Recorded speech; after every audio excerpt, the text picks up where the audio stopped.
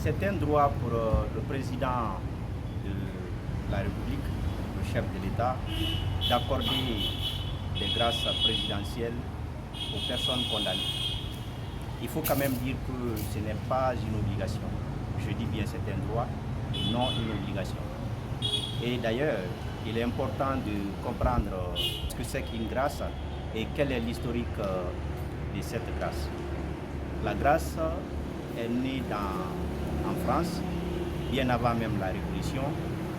Des présidents ou, si vous voulez, des rois, quand ils étaient contents, pendant les grands événements, ils accordaient donc leur clémence à certains condamnés. C'était une manière pour eux de faire preuve de leur tolérance, mais aussi de leur bonne foi envers la population.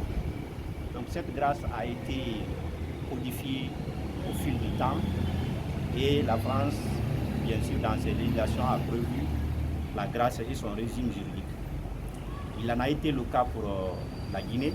Si vous prenez la constitution du 10 mai 2010, la grâce avait pour origine cette constitution. Il y a aussi d'autres lois qui ont repris, bien sûr, cette faveur qui peut être accordée par le président de la République.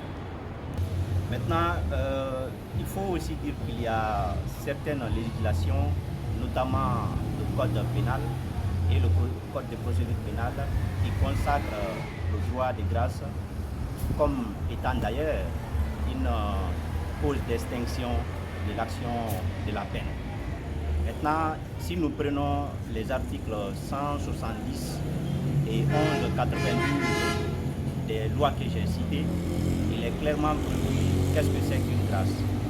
Selon les dispositions du code pénal, la grâce est une dispense d'exécution de la peine accordée par le président de la République aux condamnés frappés d'une condamnation définitive et exécutoire. Il faut dire qu'il n'y a aucune formalité exigée pour le droit de grâce, mais seulement il y a certaines conditions qui doivent être remplies. Cela veut dire que la grâce ne concerne pas spécifiquement certaines infractions ou bien que l'infraction soit grave ou moins grave, que ce soit des contraventions ou des crimes, le droit de grâce peut être exercé. Mais dans l'exercice de son droit de grâce, comme vous le savez, le président de la République est aussi soumis au droit. Il doit donc respecter les conditions exigées par la loi. Et si nous revenons sur la définition donnée pour le droit de grâce par l'article 170, il est dit aux condamnés, bien sûr, d'une condamnation exécutive et définitive. Cela veut dire tout simplement que le droit de grâce ne peut être accordé qu'à une personne condamnée de manière définitive. Quand on dit définitive, c'est-à-dire que la décision de condamnation ne fait l'objet d'aucun recours.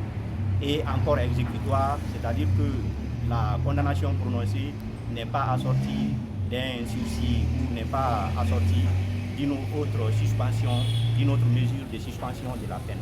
Donc lorsque ces conditions sont réunies, c'est-à-dire que la personne a été condamnée et sa condamnation est devenue définitive et exécutoire, le président de la République peut lui accorder le droit de grâce. La procédure à suivre, c'est le ministre de la Justice, garde des Sceaux, qui est donc chargé d'examiner les demandes du droit de grâce. Et comment ça se passe? Le ministre doit se rassurer que les personnes qui demandent le droit de grâce sont bien dans les conditions indiquées par la loi. Ce qui veut dire une personne dont la procédure est d'abord pendante devant une juridiction ne peut pas demander le droit de grâce. Une personne dont la condamnation, le jugement de condamnation a fait l'objet d'appel ne peut pas aussi faire le recours au droit de grâce. Seulement si les conditions indiquées sont remplies, le ministre de la Justice peut accueillir bien sûr la demande de grâce et adresser au président de la République qui, au nom de son pouvoir discrétionnaire, peut ou pas accorder le droit de grâce. Il faut aussi dire qu'au-delà du ministre de la Justice, certains départements ministériels peuvent bien sûr peut s'intéresser à la grâce. Il s'agit par exemple du ministère de l'Action sociale. Il s'agit par exemple du ministère de l'Action sociale qui qui peut aussi s'intéresser à la grâce.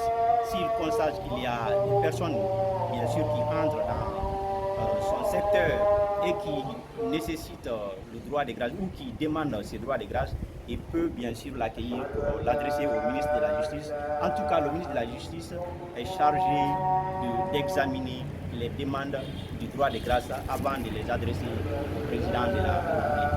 Et ce qu'il faut aussi signaler en ce qui concerne le droit de grâce, c'est que la grâce ne supprime pas les condamnations, contrairement à l'amnistie et à la prescription de la peine. La grâce est simplement une dispense d'exécution de la peine. Ce qui veut dire qu'elle peut aussi être totale ou partielle. C'est-à-dire une personne a été condamnée pour une peine d'emprisonnement, de 5 ans d'une peine d'emprisonnement. Le président peut par exemple accorder sa grâce à 2 ans d'emprisonnement et les 3 autres, le condamné peut faire ça en prison. Il peut aussi accorder sa grâce à toutes les peines, c'est-à-dire qu'à tous les 5 ans, le président peut accorder sa grâce. Et il faut quand même dire, comme je l'ai dit tout à l'heure, les peines complémentaires et les peines accessoires restent bien sûr applicables aux condamnés. Les peines accessoires, c'est les interdictions ou les restrictions faites aux condamnés à la suite de sa condamnation. Et encore, la même loi prévoit qu'une grâce spéciale peut même effacer les peines accessoires et les peines complémentaires.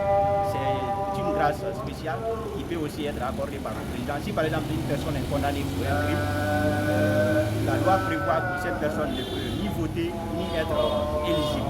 Donc le président, à travers sa grâce, une grâce qui n'est pas à ce moment-là ordinaire, mais une grâce spéciale, accorder sa grâce à cette personne pour que la personne puisse bien sûr être éligible et puisse aussi voter. L'amnistie, la différence c'est que l'amnistie est du ressort du pouvoir législatif, alors que la grâce appartient exclusivement au président de la République. L'amnistie est définie aussi par le code pénal et le code de procédure pénale, comme par exemple c'est un pouvoir, bien sûr, c'est un pouvoir ou un droit du pouvoir législatif qui enlève à un fait son caractère infractionnel. C'est-à-dire un fait était incriminé par la loi et des personnes ont été condamnées pour ces faits. Le pouvoir législatif peut adopter une loi pour annoncer que les condamnations prononcées, par exemple, ou les faits punis pour